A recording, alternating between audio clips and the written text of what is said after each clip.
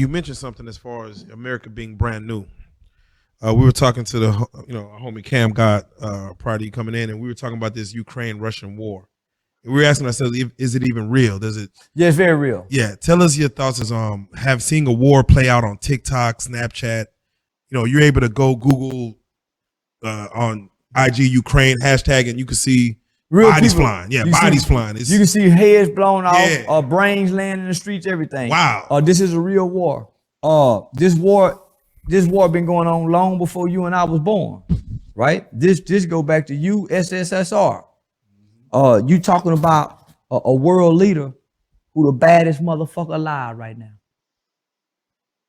You talking about a guy, Vladimir, who started out in the KGB, very, very, very, very bottom, way at the top. You imagine what he had to do, what he had to learn. He's an expert and specialized in human behavior. Just looking at you and knowing something, he's very clever and calculating.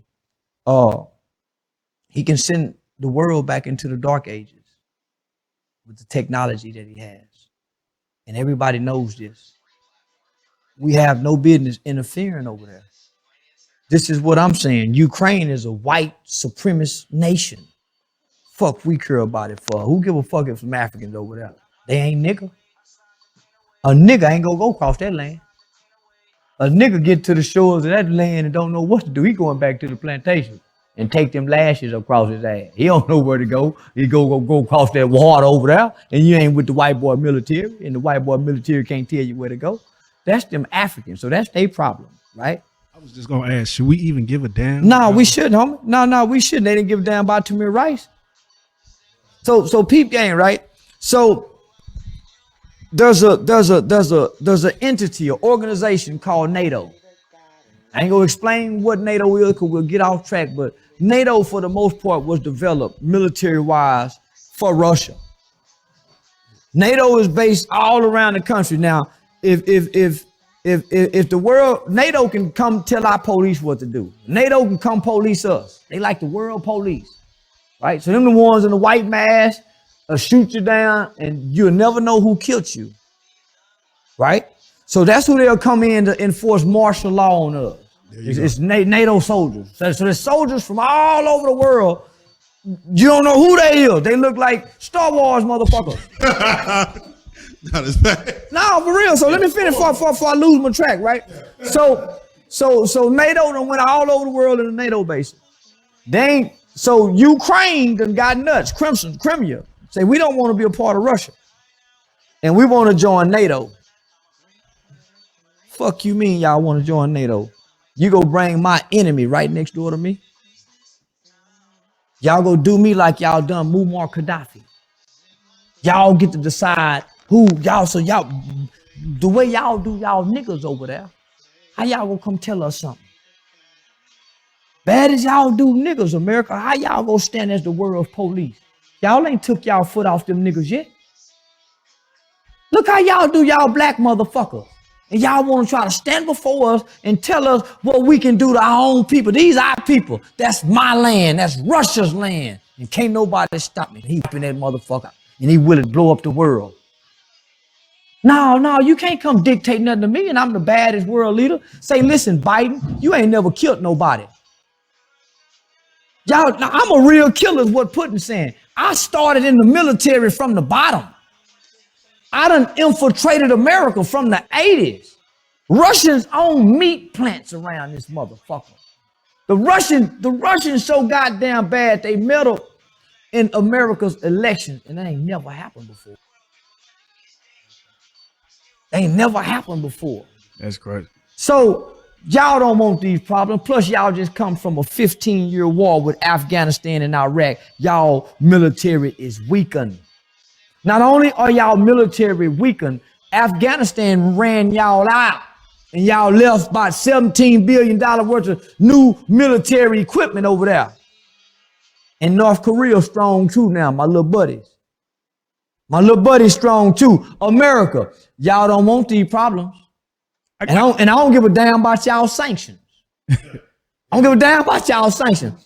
They got weak. I'm gonna get that land and can't nobody stop me. And so here it is. We need to mind our motherfucking business. Our school system failing in America. Fuck Russia and Ukraine. But even as we speak right now, Biden, right, he's making an announcement. Is it inevitable that we are going to war with Russia? Man, we listen. We had the Cold War. Listen, this is what this is all about. Russia is one of the number one leading producers of oil and gas in the world. So you got a president, right? As soon as he came in, he says by 2024, we ain't gonna depend on no oil and gas. We're gonna have electric cars. Russia saying, hold up, motherfucker, you fucking with my money. Oh, okay, I know what to do. I'm going over here to get this then since you want to do this. Yeah. Y'all ain't ready for this, America. So don't get your young boys killed. Now, But you got a president that don't care, but he want to go against Russia because if we fighting a war with Russia, that helps him to put them electric cars where the government can say, hey, stop that car right there. Hey, listen in right there. So if we take the gas and the oil away, then hey, say we don't want nobody driving on highways today. Stop right now. Shut your cars down. Demolition Man. So that's what I'm saying. So leave them people alone, man. And challenge expectations. They see breakthroughs in technology we can't even yet imagine. But the only way they're going to get a chance to fill all that potential is if we take drastic action right now to address the climate disaster facing the nation and our world. More severe storms and droughts, rising sea levels, warming temperatures, shrinking snow cover and ice sheets. It's already happening. And science tells us that how we act or fail to act in the next 12 years will determine the very livability of our planet. Yet today, President Trump denies the evidence in front of his own eyes, hides climate science produced by his own administration, and actively works to roll back what progress we've already made. It's reckless, it's irresponsible, and it is unacceptable. So today, I'm announcing my plan for a clean energy revolution. It outlines what we have to do to meet this challenge head on and how we're going to get there. We're going to invest $1.7 trillion in securing our future so that by 2050, the United States will be 100% clean energy economy with net zero emissions. And by the end of my first term, we will have an enforcement mechanism in place to make sure we stay on track to get there. You know, we're going to make record-breaking investments in research and development in zero-carbon technologies so that America is the engine of the world's clean energy economy, exporting cutting-edge equipment stamped Made in the USA to help other nations reduce emissions and mitigate and adapt. This initiative will create more than 10 million new good-paying jobs all across the clean economy in the United States of America. It's an enormous opportunity. We'll hold polluters accountable for the damage they've caused, particularly in low-income communities and communities of color, not only due to climate change, but the pollution they are pumping into the air that is breathed and the water that is drunk in those communities. You know, we're not going to forget the workers either. The workers who, through dangerous and backbreaking labor, powered our industrial rise, mined and built our arsenal of democracy, and fueled America's prosperity through the 20th century. They've earned our thanks, our respect, and our support. Finally, we have to bring the world along with us. Global action requires American leadership, but the United States only accounts for 15% of global carbon emissions. The rest of the world has to step up as well. So on day one, I will immediately rejoin the Paris Climate Accord. But that's not sufficient. We need to dramatically accelerate our worldwide effort to meet the intensity of the challenge we face. So I'll immediately get to work, leading a diplomatic initiative to get every nation to go beyond their initial commitment, to push our progress further and faster. This is especially true for China, by far the world's largest emitter of carbon. We will not only hold their leaders accountable for reducing carbon output at home in their country, but make sure they stop financing billions of dollars of dirty fossil fuel projects all across Asia. And this will allow us to keep creating good-paying jobs right here at home, even as we raise our own standards. America once again will be able to stand proudly on the world stage and challenge every other nation to follow our example and our leadership. For more than 3 decades, I've led in this issue. I wrote one of the first climate change bills ever introduced in the United States Senate.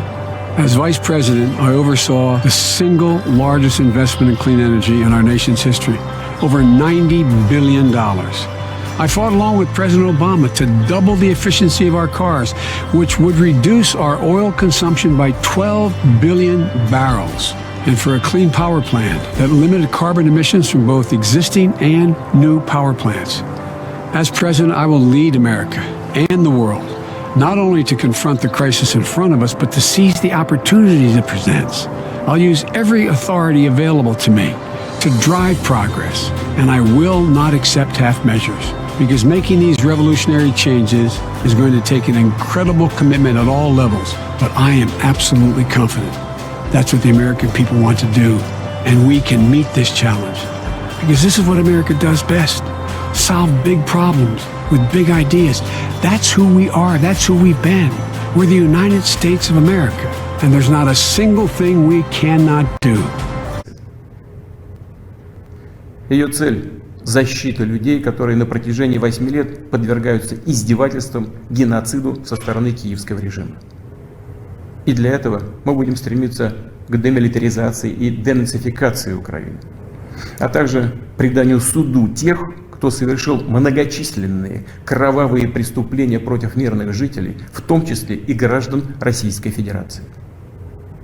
Призываю вас немедленно сложить оружие и идти домой. Поясню.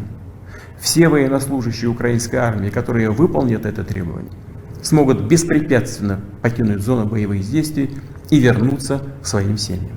Кто бы ни пытался помешать нам, а тем более создать угрозы для нашей страны, для нашего народа, должны знать, что ответ России будет незамедлительным и приведет вас к таким последствиям, с которыми вы в своей истории еще никогда не сталкивались. Мы готовы к in eastern Ukraine. He went to the Kharkiv region close to the Russian border, an area once again under attack. The president described the situation in some parts, particularly in Severodonetsk, as indescribably difficult for the Ukrainian army. Our correspondent Caroline Hawley reports. He came to Ukraine's second largest city to be shown the damage inflicted by Russian forces in some of the fiercest fighting of the war, to talk of reconstruction, and to reward the Ukrainian soldiers who'd repelled the Russians from Kharkiv.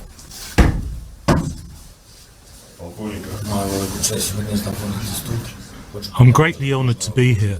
I want to thank each one of you for your great service, for risking your life for our sake, for the sake of our country.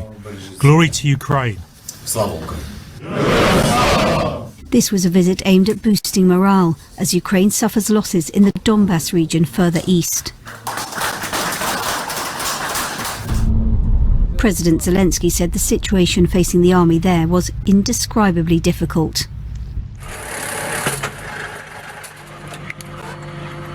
With heavy artillery, Russian forces are pounding Ukrainian positions.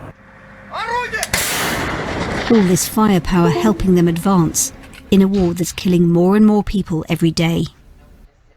Nowhere has President Putin's war been more devastating than in the southern port of Mariupol.